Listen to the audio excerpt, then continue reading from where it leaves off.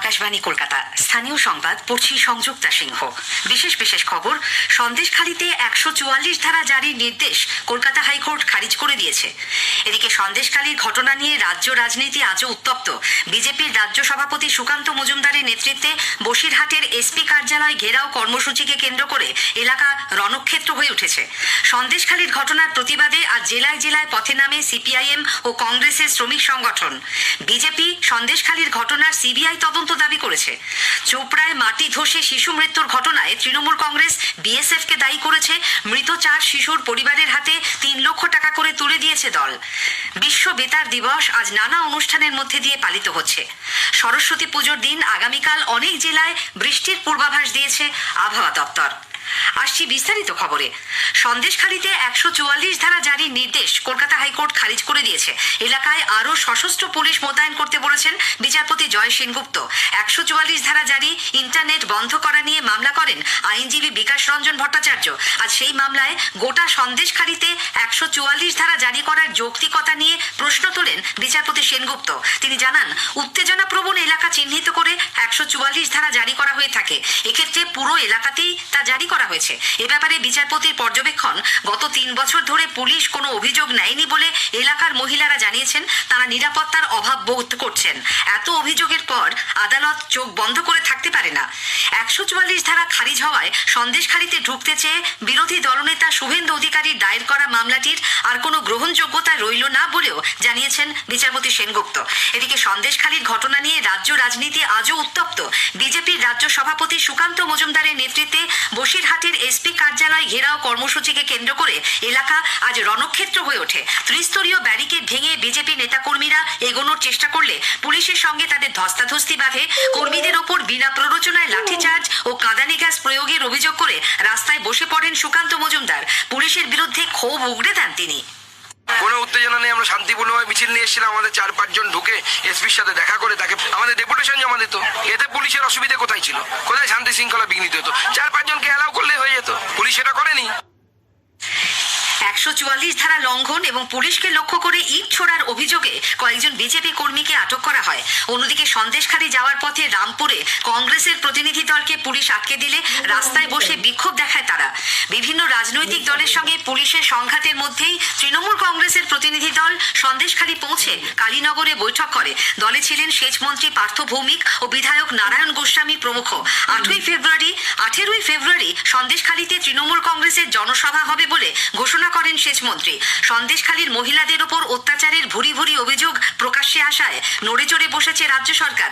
DIG CID Soma Das মিত্র ও DIG STF Debasmita দাসের নেতৃত্বে রাজ্য পুলিশের 10 সদস্যের দল আজ সেখানে গিয়ে স্থানীয় মহিলাদের সঙ্গে কথা বলেন, জানতে চান তাদের অভিজ্ঞতা। জাতীয় মহিলা কমিশনের 2 প্রতিনিধিও আজ সন্দেশখালী গিয়ে গ্রামবাসী ও নির্যাতিতাদের সঙ্গে কথা বলেছেন। গতকাল গিয়েছিলেন রাজ্য মহিলা কমিশনের প্রতিনিধি দল। এদিকে সন্দেশখালী কাণ্ডে গতকাল জামিন পেয়েই ফের গ্রেপ্তার হওয়া বিজেপি নেতা বিকাশ সিং এবং সাময়িক বহিষ্কৃত তৃণমূল কংগ্রেস নেতা উত্তম সর্দারকে বসিরহাট মহকুমা আদালত 4 দিনের পুলিশ হেফাজতে পাঠিয়েছে। বিজেপি সন্দেশখালীর ঘটনায় অবিলম্বে কেন্দ্রীয় সংস্থাকে দিয়ে তদন্তের দাবি জানিয়েছে। আজ বিধানসভায় এক সাংবাদিক বৈঠকে বিরোধী দলনেতা শুভেন্দু অধিকারী বলেন, অবিলম্বে মহিলা অফিসারদের দিয়ে অথবা জাতীয় মহিলা কমিশন ও মানবাধিকার কমিশনের ফ্যাক্ট ফাইন্ডিং টিম পাঠিয়ে আদালতের নজরদারিতে সিবিআইকে তদন্তভার না দিলে যাবতীয় প্রমাণ নষ্ট করে দেওয়া হতে পারে।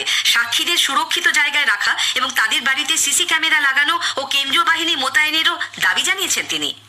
আমরা চাই কলকাতা হাইকোর্ট সেন্ট্রাল ইনভেস্টিগেটিং এজেন্সিকে তাদের লেডি অফিসারদের দিয়ে টিম বানিয়ে ইমিডিয়েট অ্যাকশন নিক। যত দিন যাবে এভিডেন্স টেম্পার হয়ে যাবে ইমিডিয়েটলি। আর আদারওয়াইজ উইদিন শর্ট পিরিয়ড জাতীয় মহিলা কমিশন বা এনএইচআরসিকে দিয়ে ফ্যাক্ট ফাইন্ডিং করে সরাসরি সিবিআইকে কোর্ট মনিটরিংয়ে দিয়ে দেওয়া। অতএব কোর্টের এই যে initial observation on behalf of BJP as a leader of opposition, আমি এটা ওয়েলকাম করছি। প্রদেশ কংগ্রেস সভাপতি অধীর রঞ্জন চৌধুরী বলেছেন, বিরোধী যে কোনো দলকেই সন্দেশখালী যাওয়ার পথে আটকে দিচ্ছে পুলিশ। বাংলায় এক অভূতপূর্ব সন্ত্রাস চলছে। এই বাংলার এক অভূতপূর্ব সন্ত্রাস, যে সন্ত্রাসের শিকার হচ্ছে সন্দেশখালী সাধারণ মানুষ। ভাবতে অবাক লাগে আমরা কোথায় বাস করছি। জলের দরে সেখানে জমি কিনে নেওয়া হয়, তার সঙ্গে সন্ত্রাস, তার সঙ্গে দৈহিক আক্রমণ, তার সঙ্গে পুলিশের মিথ্যা কেস, সব মিলিয়ে সন্দেশখালী আজ সারা ভারতবর্ষে চর্চিত এবং সন্দেশখালী এ বাংলার তৃণমূলের রাজত্বের সন্ত্রাসের এক উজ্জ্বলতম এবং নৃশংসতম প্রতিফলন বলে আমি মনে করি। প্রদেশ কংগ্রেস সন্দেশখালীর ঘটনার প্রতিবাদে আজ কলকাতায় মিছিল করে। অন্যদিকে বিরোধীদের অভিযোগ খারিজ করে দিয়ে তৃণমূল কংগ্রেস দাবি করেছে সন্দেশখালীর পরিস্থিতি নিয়ন্ত্রণে রাজ্য প্রশাসন যথাযথ পদক্ষেপ করছে। দলের রাজ্য মুখপাত্র কুণাল ঘোষ বলেছেন, শুভেন্দু অধিকারী বা বিজেপির অন্যান্য নেতা প্ররোচনা দিতে সেখানে যান, এটা কাম্য নয়। সন্দেশখালী পরিদর্শনে আসছে জাতীয় তপশিলি কমিশনের প্রতিনিধি দল। ভারপ্রাপ্ত চেয়ারম্যান অরুণ হালদারের নেতৃত্বে 15 ফেব্রুয়ারি তারা সন্দেশখালী যাবেন। নির্যাতিত পরিবারগুলির সঙ্গে দেখা করবেন তারা। জেলা শাসক, পুলিশ সুপার সহ প্রশাসনের আধিকারিকদের সঙ্গেও কথা বলবেন। এরপর সাংবাদিকদের সঙ্গে কথা বলবেন অরুণ হালদার। স্থানীয় সংবাদ শুনছেন আকাশবাণী কলকাতা কেন্দ্র থেকে। এখন বিজ্ঞাপন। ধানের মূল জমিতে মাজরা পোকার প্রাদুর্ভাব কমিয়ে কপকাঠি বা সাদা শীষের আক্রমণ কমাতে রোপণের 15 থেকে 20 দিনের মধ্যে প্রতি একরে 100 ml ব্যবহার করুন বায়ারের ভাইগো। বাহ, এই আংটিটা খুব সুন্দর, আমার স্ত্রীর খুব পছন্দও হবে। হ্যাঁ স্যার, আপনার পছন্দটা খুব ভালো আর ডিজাইনটাও একেবারে নতুন। ডিজাইনটা নতুন, কিন্তু সোনাটা খাঁটি কিনা তার প্রমাণ কোথায় পাবো? একজন সচেতন গ্রাহক হয়ে উঠুন। আজই ডাউনলোড করুন BIS কেয়ার অ্যাপ। সোনা কেনার আগে BIS কেয়ার অ্যাপে HUID কোড অবশ্যই যাচাই করে নিন।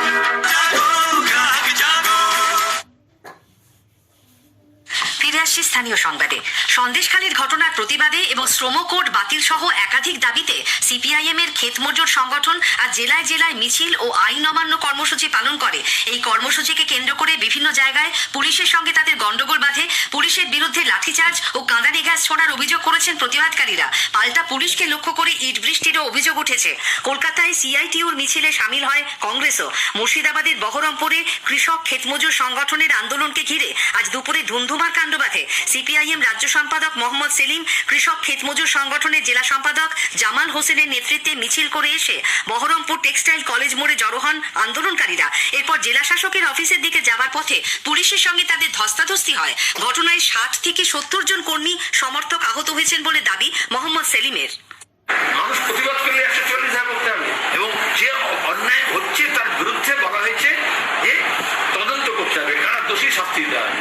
এখানে দোষীদেরকে ছেড়ে দিয়ে পাহারা দিয়ে উল্টে যারা প্রতিবাদ করছে তাদের উপর আক্রমণ হচ্ছে, সন্দেশখালী হোক আর রাজ্যের অন্যান্য জায়গায় হোক বা কেন্দ্রের দেশে হোক। এই জন্য আমরা এই অন্যায়ের বিরুদ্ধে মানুষের যে প্রতিবাদ করার অধিকার সেটা কেড়ে নেওয়া হচ্ছে। সরকার ইররেসপন্সিবল, মানুষ অভিযোগ জানাতেই পারে, দাবি দাওয়া আছে, এটা শুনবে। কেন আইন অমান্য করতে হয়, কেন মিছিল করতে হয়, যদি শুনতে না চায় সেই জন্যই তো। পশ্চিম বর্ধমানের আসানসোলে সিপিআইএম ও কংগ্রেসের শ্রমিক সংগঠন যৌথভাবে পথে নেমে প্রতিবাদ করে। বর্ধমান স্টেশন থেকে একটি বিশাল মিছিল কার্জন গেট হয়ে পরপর দুটি পুলিশের ব্যারিকেড ভেঙে বাদামতলা মোড়ে পৌঁছতেই পুলিশ তাদের আটকে দেয়। উত্তর দিনাজপুরের চোপড়ার চেতনাগছে নর্দমা তৈরির কাজ চলাকালীন মাটি ধসে 4 শিশুর মৃত্যুর ঘটনায় বিএসএফকে দায়ী করে তৃণমূল কংগ্রেস এর বিরুদ্ধে সরব হয়েছে। ঘটনাটি নিয়ে আজও দল সাংবাদিক সম্মেলন করে। নারী, শিশু ও সমাজ কল্যাণ মন্ত্রী শশী পাঁজা এ রাজ্যে নানা ঘটনায় বিএসএফ এর ভূমিকার তীব্র সমালোচনা করেন। রাজ্যপাল কেন চোপড়ায় গেলেন না তা নিয়ে প্রশ্ন তোলেন শিক্ষামন্ত্রী ব্রাত্য বসুও। আমরা দেখতে পেলাম আমাদের রাজ্যের মাননীয় রাজ্যপাল তিনি তার কেরালা সফর কাটছাট করলেন, কাটছাট করে উড়ে এলেন, উড়ে চলে গেলেন সন্দেশখালী। কেরালা সফর সংক্ষিপ্ত করে তিনি সন্দেশখালী যেতে পারেন, আমরা সেই যাওয়াকে স্বাগত জানাই। তিনি তার উদ্বেগ প্রকাশ করেছেন, কিন্তু সন্দেশখালীর ক্ষেত্রে যে উদ্বেগ আমরা দেখতে পাচ্ছি, চোপড়ার ঘটনায় তিনি নীরব। চোপড়ায় তার কোনো আবেগ কাজ করছে না বাচ্চাগুলির জন্যে। তৃণমূল কংগ্রেসের পক্ষ থেকে আজ মৃত শিশুদের পরিবারের হাতে এককালীন 3 লক্ষ টাকা করে তুলে দেওয়া হয়। অন্যদিকে দার্জিলিং এর বিজেপি সাংসদ রাজু বিস্তা বিএসএফ কে নিয়ে অপপ্রচার বন্ধ করতে মুখ্যমন্ত্রীর কাছে আবেদন জানিয়েছেন। এক চিঠিতে তিনি চোপড়ার 4 শিশুর মৃত্যুতে শোক প্রকাশ করে বলেছেন, সমাধান খোঁজার পরিবর্তে তৃণমূল কংগ্রেসের কিছু নেতা ভিত্তিহীনভাবে সীমান্তরক্ষী বাহিনীকে দোষারোপ করছে। বিশ্ব বেতার দিবস আজ নানা অনুষ্ঠানের মধ্যে দিয়ে পালিত হচ্ছে। দিনটি উপলক্ষে আকাশবাণী কলকাতার FM বাংলা বিভাগ সমাজের পিছিয়ে পড়া অংশের শিশুদের সঙ্গে দিনটি উদযাপন করে। সরস্বতী পুজোর দিন অনেক জেলায় বৃষ্টির পূর্বাভাস দিয়েছে আবহাওয়া দপ্তর। স্থানীয় সংবাদ শেষ হলো।